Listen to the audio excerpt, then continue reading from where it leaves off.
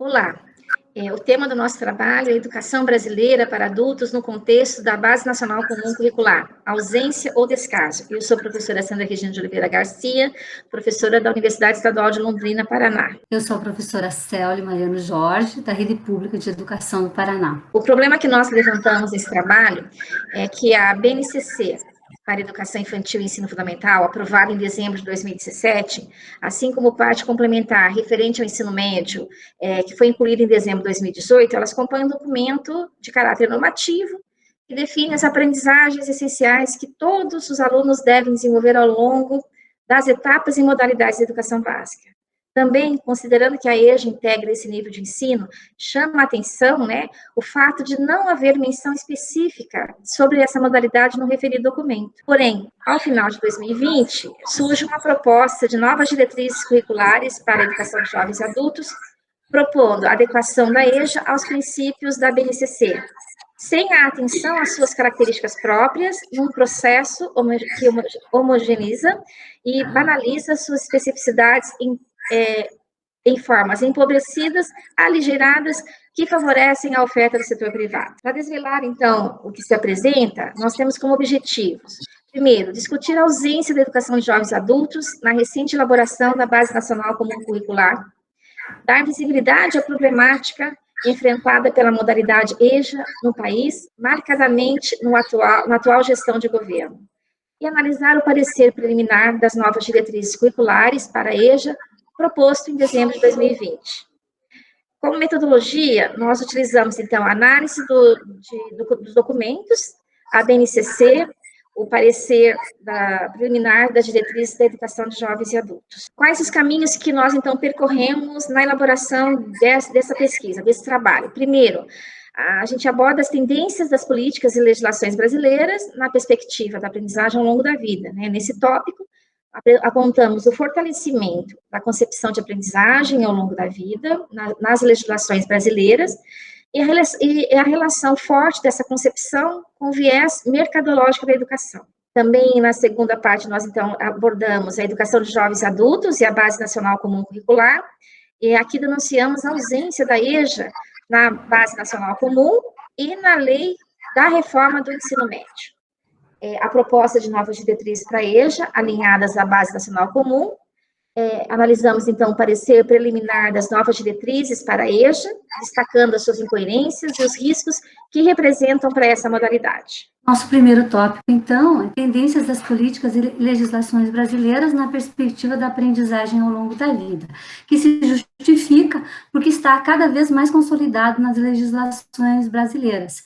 Haja vista aí a BNCC e os documentos que dela decorrem, Então, sentimos a necessidade de desvelar esse conceito e suas imbricações nas legislações brasileiras para melhor entendê-lo no contexto dos interesses e rumos da educação. Na busca desse entendimento, e com suporte nas obras do professor Rui Canário, situamos essa concepção em uma agenda global que direciona as políticas educacionais na lógica do desenvolvimento econômico, principalmente em países periféricos, como é o caso do Brasil. Nesse contexto macro, nós vemos que a educação de adultos foi direcionada, desde a sua institucionalização, por duas vertentes: a educação permanente e a educação e a aprendizagem ao longo da vida. Ambas com vinculação forte entre formação e necessidades para o trabalho, porém em perspectivas diferentes. O conceito de educação permanente, ele tem base nas ideias da Revolução Francesa, de 1789, de liberdade, igualdade e fraternidade, portanto, com interesse centrado no desenvolvimento pessoal em busca de uma sociedade justa, que deriva de uma concepção humanista de educação que atribui valor central ao sujeito, diante de suas possibilidades de estudo e trabalho. Enquanto que a concepção de aprendizagem ao longo da vida se estrutura sobre a égide do desenvolvimento econômico, numa perspectiva direta de educação para a empregabilidade.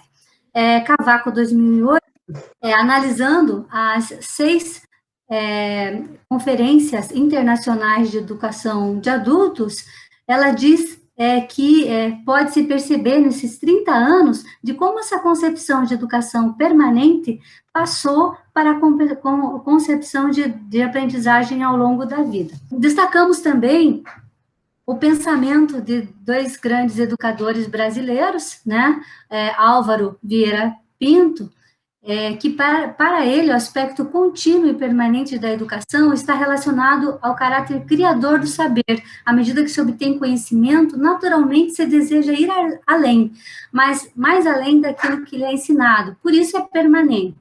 Da mesma forma, percebemos a concepção de educação permanente no pensamento de Paulo Freire, quando relaciona a incompletude do ser como determinante da educação. Então, a capacidade de reconhecer e transformar essa condição seria propulsora do ser mais, em um processo contínuo de educação. Porém, contrariando o pensamento desses dois baluartes da educação brasileira, né, as principais legislações do país foram alteradas recentemente para contemplar a educação como aprendizagem ao longo da vida, a começar pela Constituição Federal, né, que teve a sua alteração pela emenda constitucional número 108, né, e a Lei das Diretrizes e Bases, que foi alterada pela Lei 13.632. Então, a partir da perspectiva das legislações brasileiras em vigência, percebe-se o direcionamento da educação de adultos enquanto aprendizagem em lugar do conhecimento. Os conceitos de aprendizagem ao longo da vida, vinculados ao modelo de empregabilidade, estimulam a profissionalização da escola, tendo como base o aligeiramento da oferta, minimização do conhecimento e empobrecimento da educação, tudo isso encoberto pela tecnologia. Tais fatos decorrem do fortalecimento da ideologia neoliberal dos dois últimos governos, sendo que esse último de grande recrudescimento dos direitos sociais e graves retrocessos da educação brasileira. Falar um pouco sobre a educação de jovens e adultos e a Base Nacional Comum Curricular. Né? De início, eu preciso apontar que a elaboração da Base Nacional Comum Curricular se deu em meio a conflitos e pouca discussão envolvendo a sociedade como um todo, principalmente a comunidade escolar. A forma de participação se deu em audiências públicas nas 5 regiões do país, impossibilitando uma participação mais expressiva e também ocorreu por meio de ferramentas digitais, né, o que não proporcionou um diálogo efetivo com os professores e as famílias. Né. A BNCC para a Educação Infantil e Ensino Fundamental, ela foi aprovada em dezembro de 2017, né, assim como a parte complementar referente ao ensino médio, que foi incluída em dezembro de 2018, após a definição da reforma pela Lei 13.415 do ensino médio. Então, tanto a educação infantil, ensino fundamental e posteriormente a do ensino médio, elas compõem um documento único de caráter normativo que define as aprendizagens essenciais que todos os alunos devem desenvolver, né, ao longo das etapas e modalidades da educação básica. Né. Ela tem uma visão mercantilista e excludente da educação, com suporte em conceitos tecnicistas que nortearam a educação brasileira no passado. E não contempla especificidades da EJA e de outras modalidades, né? Orienta também um currículo homogêneo, organizado por competências e habilidades. Continuando, a BNCC, então, ela tem uma perspectiva de uma educação voltada especificamente ao público juvenil, principalmente para aqueles que não precisam trabalhar durante o processo de escolarização, e ignora a realidade brasileira. Da forma como estão apresentadas na BNCC, as aprendizagens a serem desenvolvidas pelos jovens e adultos, elas são as mesmas das crianças e adolescentes que frequentam a educação básica, desconsiderando, então, as especificidades da modalidade da EJA, suas necessárias relações com a formação profissional e, tampouco, o aproveitamento dos conhecimentos adquiridos por esse grande contingente de brasileiros que ficaram à margem da escolarização. Então, a proposta de novas diretrizes para a EJA alinhadas à BNCC, repetindo a mesma forma arbitrária, aligeirada e sem transparência que marcou a construção da BNCC, o Conselho Nacional de Educação elaborou o parecer preliminar com a finalidade de atualizar as diretrizes para a educação de jovens e adultos, conforme alterações previstas pela BNCC do ensino fundamental e médio, inclusive com ênfase nos itinerários formativos. Então, esse parecer preliminar foi colocado em consulta pública no período exíguo, de 23 de novembro a 1º de dezembro de 2020. A elaboração desse parecer baseou-se tão somente numa produção técnica da Coordenação de Jovens e Adultos do MEC, que utilizou como referência as diretrizes operacionais da educação de jovens e adultos da rede pública do Distrito Federal. Portanto, sem consultar as bases interessadas e desconsiderando a diversidade sociocultural e econômica das diferentes regiões do Brasil. Esse parecer preliminar, ele contraria os princípios da formação, são várias incoerências, né? Vou destacar algumas somente. Ele contraria os princípios da formação para a cidadania e para o trabalho em perspectiva democrática e emancipatória, ao retirar a possibilidade de diálogo com os sujeitos que atuam ou estão relacionados à EJA. Ele aponta como objetivo assegurar a melhoria de vida e emprego para o público da EJA, objetivo que se vincula diretamente à concepção da aprendizagem ao longo da vida. Inclusive, essa expressão é repetida 35 vezes ao longo do texto. Ele instala um retrocesso na EJA, distanciado dos conceitos freirianos de educação integral e emancipatória, como um dos desdobramentos da lógica opressora presente na BNCC, que reduz o processo educativo enquanto formação de mão de obra alienada, né? Desconsidera que a modalidade EJA tem especificidades, finalidades próprias para atendimento das pessoas jovens e adultos. Submete a EJA a itinerários formativos com carga horária e locais diferenciados, sem levar em conta a rotina diária enfrentada pelos seus sujeitos.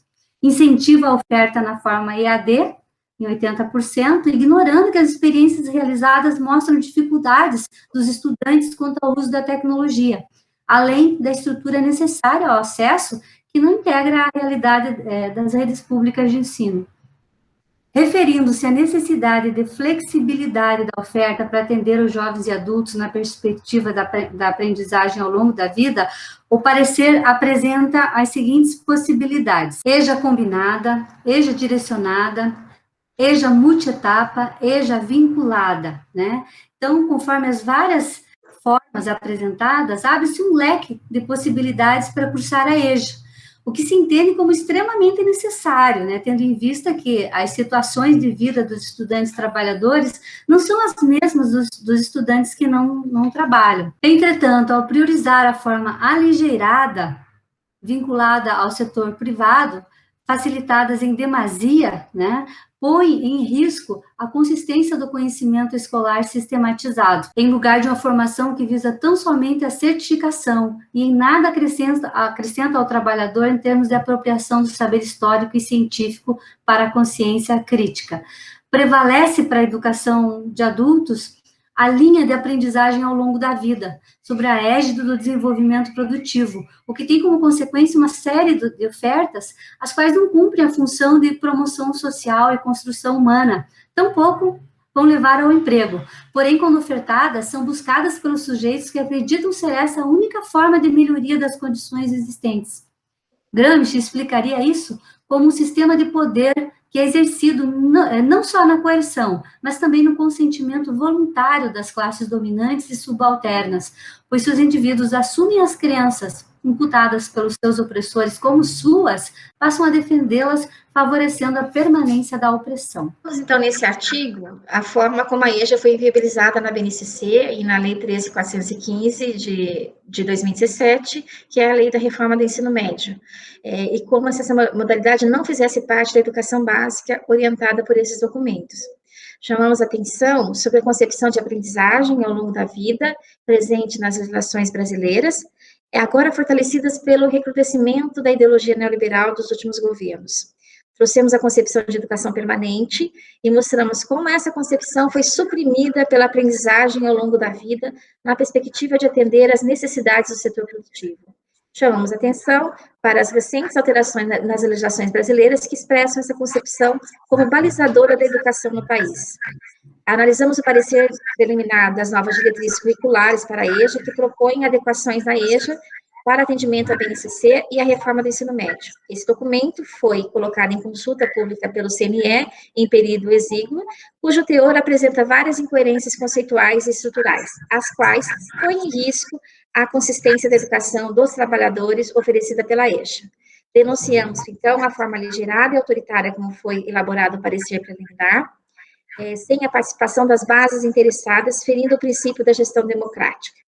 Além disso, o documento considera as especificidades da EJA ao impor a mesma organização curricular orientada aos estudantes do ensino regular, além de enfatizar a profissionalização em detrimento dos saberes sistematizados, numa visão tecnicista de educação. Desconsidera as conquistas asseguradas em termos de educação integrada, incentiva as ofertas fragmentadas. Incentiva também a oferta de forma na educação à distância, sem levar em conta as dificuldades apresentadas pelo público em experiências já realizadas. Banaliza a educação como possibilidade de ofertas simplificadas e empobrecidas quanto ao conhecimento, tendo como finalidade única a certificação. Propõe formas de organização que favorecem a proliferação de ofertas pelas redes privadas. A ausência da EJA na BNCC, a ausência das bases interessadas na elaboração das suas diretrizes, evidencia o caráter de exclusão e silenciamento atribuído a essa modalidade nas políticas nacionais do atual governo. Fato que precisa ser denunciado e repensado num projeto contra-hegemônico que vise a superação da supremacia instalada. A luta contra-hegemônica não só é necessária, como possível, né? Obrigada, e quem quiser aprofundar, né, a discussão, poderá ler o nosso artigo, que está disponível também.